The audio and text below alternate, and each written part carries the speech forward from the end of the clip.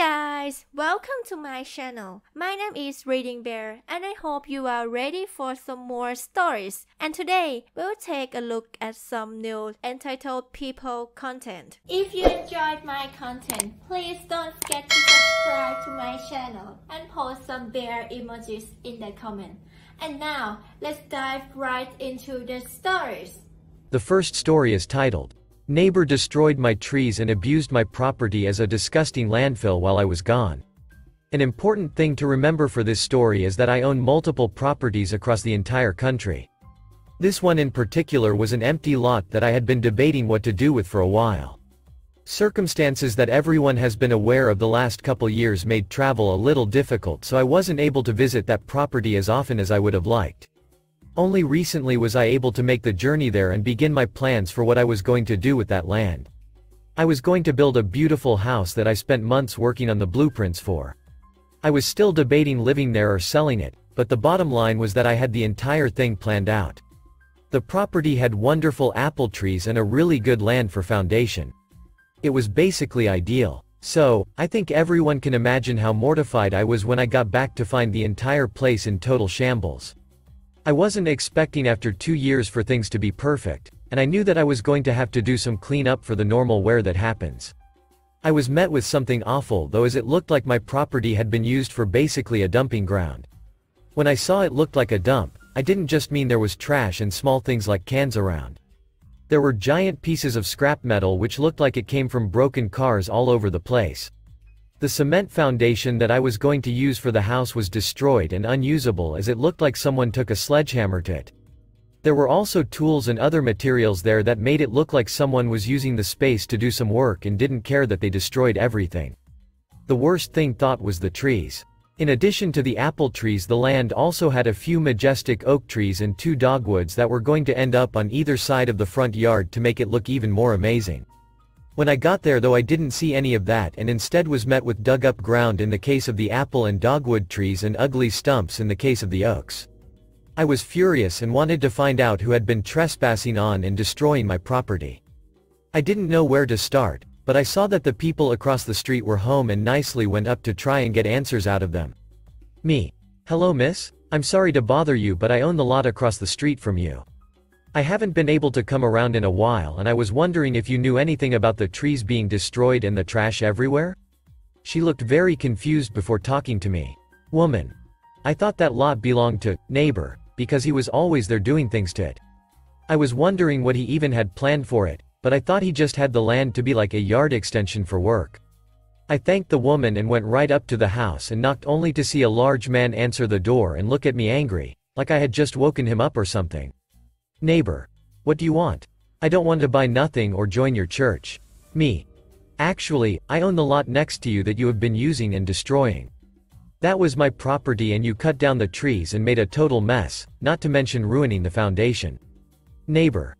"Well, you snooze you lose. You weren't here, so I decided that I was going to take advantage of the land. I needed somewhere for my scraps and to get my work done." Before I could say anything else, he promptly slammed the door in my face, making me even angrier. Now, I'm not usually a vengeful kind of guy, but if you get on my bad side, you better watch out. I was planning on being here for a while and I wasn't going to let this guy push me around. So, the first thing I did to let him know how serious I was consisted of paying for all the junk on my property to be taken away. I say junk like that because it also consisted of his tools and other things that he left on my property. If he wanted to play dirty instead of talking to me like an adult, I could too. He was so angry when he saw that his stuff was gone and threatened to sue me for theft. I told him that he could go right ahead and sue me because he was going to get a lawsuit soon about the cutting down of the trees and the destruction of the foundation. I know that some people might think I wouldn't get anywhere with that case because I had no proof, but it turns out most people on the block hated him and were willing to tell the court that he was always in my lot doing these things. If that wasn't enough, something else that shot him in the foot, so to speak, was one look into his financial records showed that he sold the wood from the trees that he cut down. A judge didn't even want to hear him talk about how I had his stuff hauled away with the rest of the junk because he didn't have permission to be there in the first place. Let alone doing work there without a permit or anything, which I think resulted in a hefty fine. I don't know exactly because I only cared about what was going on when it came to me and getting my property fixed. They created an estimate of the destroyed foundation and the tree's worth to a sum that he was going to have to pay me. It honestly wasn't a lot, and after lawyer fees I only walked about with about $20,000, which wasn't actually enough to even cover getting new trees, having the old foundation fully removed and a new one being put in. It was still worth it though, and showed him that I wasn't one to mess with. I made sure to put a chain fence around the property while construction was going on, with a clear sign stating that trespassers would be arrested, and property was being monitored by cameras. It actually wasn't, but neighbor wasn't going to be dumb enough to try again and get in even more trouble. So, while the house isn't going to be exactly like my original blueprints, I still think what I am going to build will be fantastic and wonderful. I even plan on having a permanent fence installed along with a row of tall bushes to block the view from neighbor for whoever ends up buying it and moving in. As for me, I think I am just going to stay where I am now and relax, knowing that I have one less property to worry about. I can only hope the next time I visit one after a long absence it won't cause as much of a problem as this one did. The next story is titled, Reverse HOA Takedown? President to an Annoying Complainer. HOA President here. I like to maintain a live and let live environment here. Don't write people up, and staged a coup last year to remove the old fossils running things. Received an email rant this morning from one of the consistent whiners in the neighborhood who likes to report anything and everyone.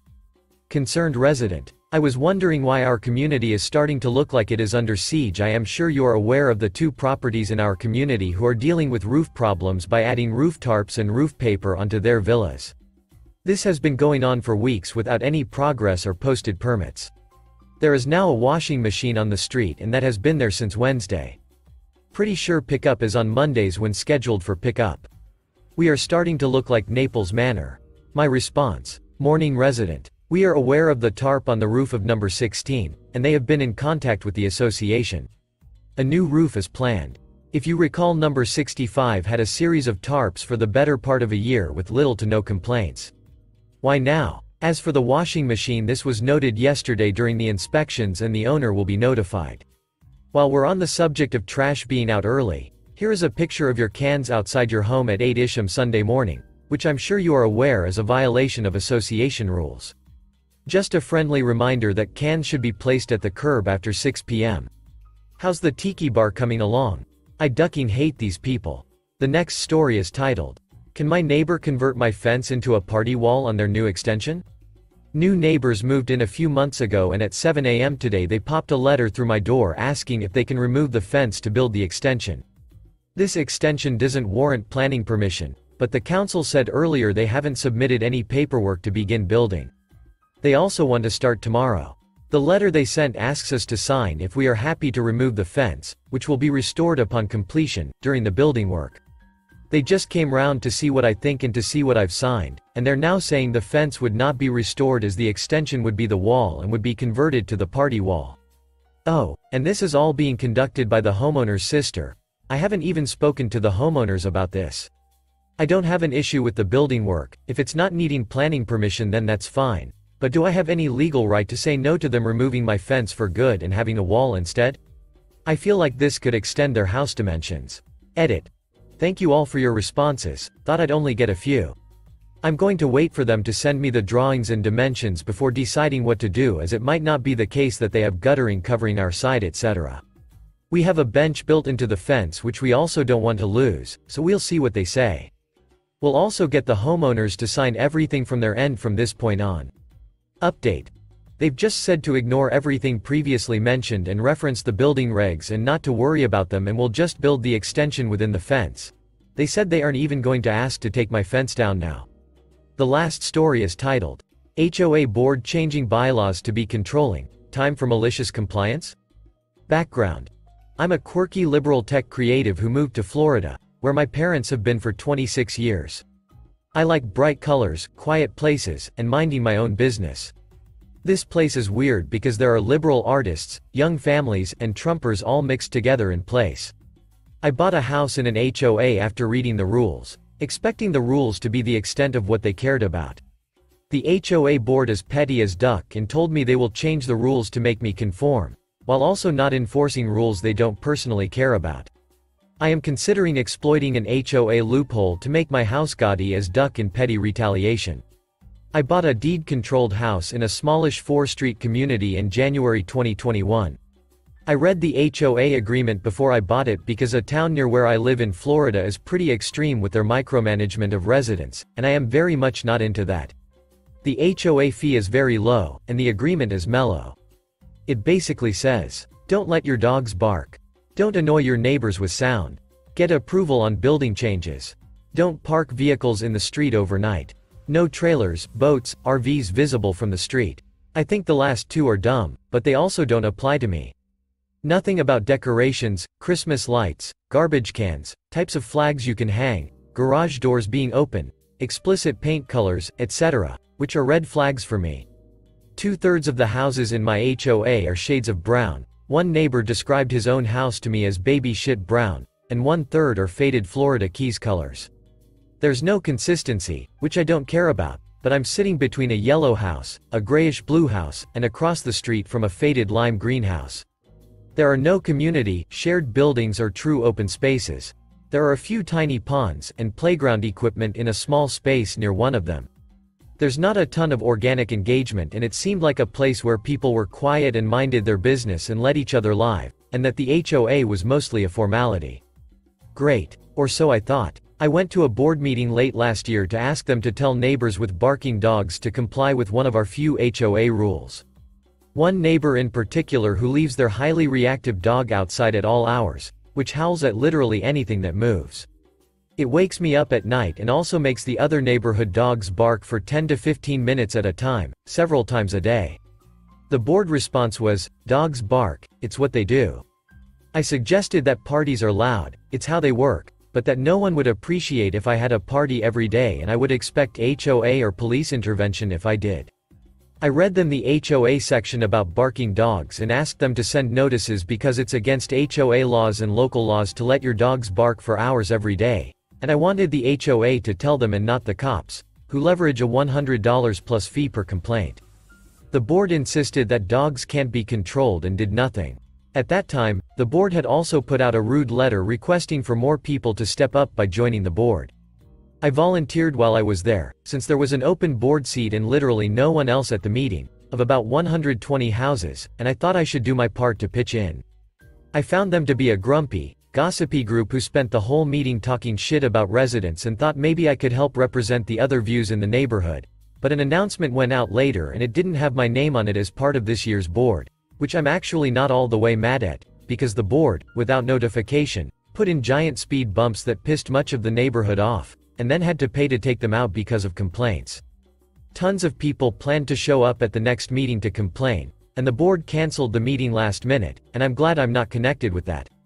So, I went to another board meeting yesterday, and besides the 4-person board, there were 2 other houses in attendance. Turns out, I am on the shortlist for public enemy because I have kept my Christmas lights up. I have white lights on my palm tree, and colored lights along my eaves, and because I don't put my garbage cans in my garage. One attendee, who I have never met, was particularly incensed because she walks past my house and my attached recycle bin lid was damaged and looked terrible.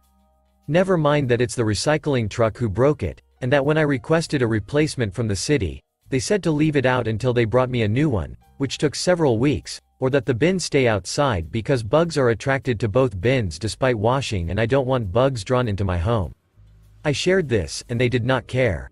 I told them that I can appreciate that we have different expectations, but that I read the HOA agreement before I bought the house to intentionally understand if the HOA limits aligned with my needs, and that per the agreement I was under no obligation around where I store my garbage bins.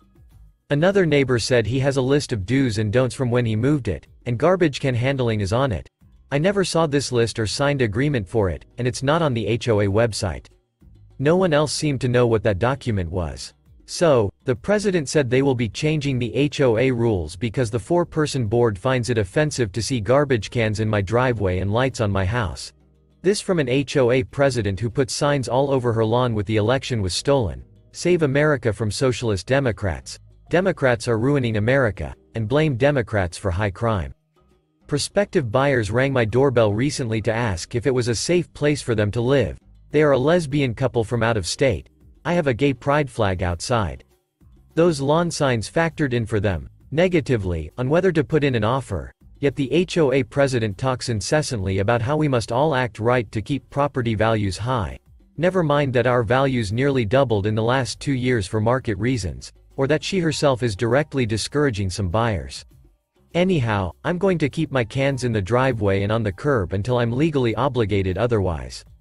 And in the meantime, maybe I prepare for some pettiness myself, so I have some amusing to me moves in my pocket. Contrarian lawn signs are on my list, for sure, since that seems to be allowed. Another is that although visible changes to the houses must be approved by the board, including paint color, the agreement specifies that no board response within 45 days is considered approval. I emailed them in late 2021 through the HOA portal to inform them I was planning to paint my house, and to ask about paint color limitations.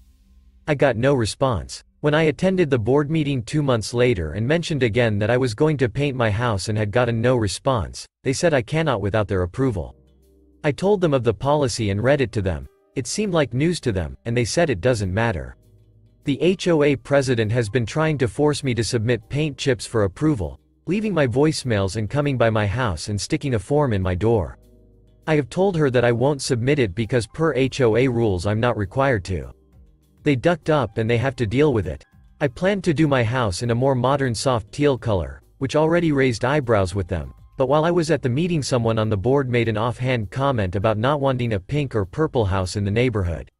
So, duck them. Do I paint my house purple? I also have driveway space for another car, so I was considering buying an ugly van and personally painting it gaudy colors with glue-on jewels as a fun hobby, for me, and then just leaving it parked in the driveway all the time looking fug as shit. What else? Thanks for listening.